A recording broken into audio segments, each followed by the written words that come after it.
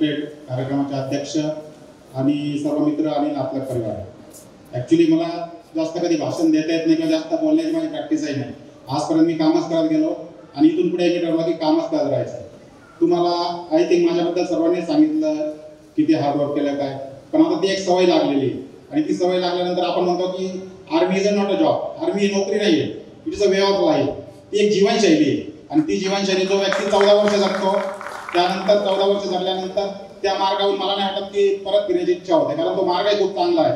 आणि माझ्या सर्व रिटायर तसेच आजी माझे सैनिक सर्वांना सांगू इच्छितो की आपणही ज्यावेळी रिटायर होताल त्यावेळी तो रस्ता कधी सोडू नका आणि आर्मीचं नाव असंच उंच ठेवत चला।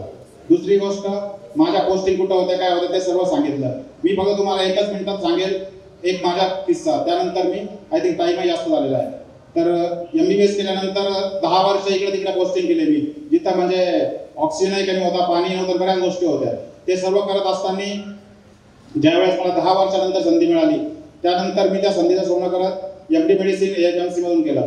परंतु फक्त एकच 2 मिनिटाची स्टोरी सांगतो की त्या परीक्षेला मी कसा पोहोचलो। तर तजाकिस्तानमध्ये असताना सुरुवातीला सांगितलं की 1 वर्ष सगळं करता जायचं, नंतर कळालं की नाही आपण इथं 2 वर्ष आहोत, म्हणजे PG देण्याचा अटेम्प्ट एकच बाकी होता आणि जानेवारी फेब्रुवारीमध्ये ती PG ची परीक्षा असते।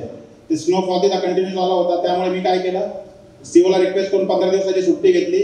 त्या सुट्टीमध्ये 2 तिकीट बुक केलं, कारण तजाकिस्तान टू दिल्ली आठवड्यातून एकच फ्लाईट असते, एकच दिवस, आणि मी 2 तिकीट बुक केले। म्हटलं स्नोफॉल चालू आहे। 15 दिवसापूर्वीचं तिकीट कॅन्सल झालं, फ्लाईट आली नाही स्नोफॉलमुळे, आणि पुढची जी 10वा दिवस उजाडला, 10वा दिवस उजाडल्यानंतर ज्या दिवशी 10वा दिवस उजाडला त्या दिवशी जो 8व्या दिवसाचं तिकीट आहे तेही अनकन्फर्म, म्हणजे त्याचंही डाऊटफुल होतं की फ्लाईट जाईल की नाही। त्यानंतर माझा जो ड्रायव्हर होता त्याने मला 125 किलोमीटर बर्फातून कुरबान टिप्पा तजाकिस्तानमधला अफगाणिस्तान बॉर्डरवरचं शहर इथून 125 किलोमीटर त्याने मला कॅपिटलमध्ये स्नोफॉल होत असताना ड्राईव्ह करत कॅपिटलला पोहोचवलं। नंतर आता तिकीट 2 दिवसानंतरच्या 8व्या दिवशी, पण तेही कन्फर्म नाही।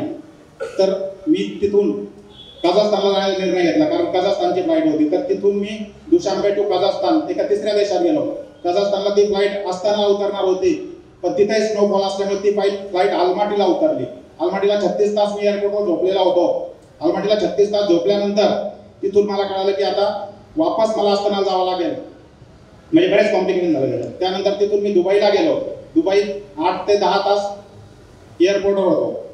दुबईतून मुंबई, मुंबईतून नाशिक, नाशिकवरून शिर्डी, शिर्डीवरून श्रीरामपूर, आणि श्रीरामपूरहून परत परीक्षा द्यायला नाशिक, आणि वापस प्रवास फक्त 3 दिवसानंतर वापस यायचं होतं। पण सीओने सांगितलं की नाही तुला परत यावं लागेल।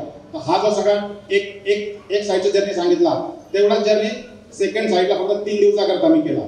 आणि हे सर्व करत असताना मला काहीच कळत नव्हतं काय होतंय। ॲक्च्युली ते 8 ते 10 दिवस म्हणजे बिलकुल जर्नी।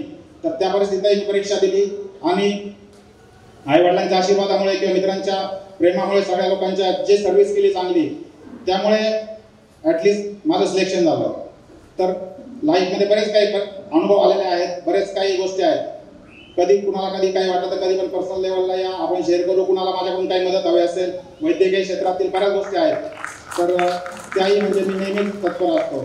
आर्मीमध्ये एक कन्सेप्ट होता की OPD डेज असायचे मंगळवार शुक्रवार, परंतु इथं बरेच व्यक्ती आलेले आहेत, त्यांना माहिती आहे की सोमेश्वर गायकवाडची OPD मंडे टू सॅटरडे कधी पण फोन करा। प्रत्येक सर्व्हिंग सोल्जर आर्मीमध्ये शक्यतो ऑफिसर बऱ्याचदा आपला contact number, personal contact number कुणाला शेअर करत नाही, पण तुम्हाला एक गॅरंटी सांगतो की प्रत्येक सर्व्हिंग सोल्जर जो माझ्या OPD आला, त्याचे आईवडील माझ्या OPD आले, प्रत्येकाच्या ट्रीटमेंट बुकच्या पहिल्या पेजवर माझा स्पॅम आणि माझा कॉन्टॅक्ट नंबर लिहिलेला आहे, आणि ते मला कधी पण कॉल करतात। आणि मी त्यांना कॉल कधी रिसीव्ह केला नाही असं होत नाही, अंटिल अनलेस खूपच इमर्जन्सी असेल, म्हणजे 100 पैकी एखादा दुसरा कॉल नसेल उचलला।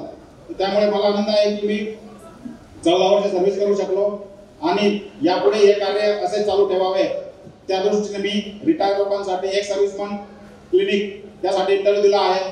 कॅन्डिडेट पण एकटाच होतो, आणि ती वॅकन्सी आर्मीच्या MD मेडिसिन करता रिझर्व होती। त्यामुळे बघूयात, मला पॉझिटिव्ह रिझल्ट येईलच, आणि तो रिझल्ट आल्यानंतरही मी डेफिनेटली ते जॉईन करणारच, आणि माझे कार्य जे आहे ते असेच पुढे ठेवणार। आणखी व्हिडिओ पाहण्यासाठी माजी सैनिक शिवाजी पालवे या YouTube चॅनलला आजच सबस्क्राइब करा आणि बेल आयकॉनला क्लिक करा।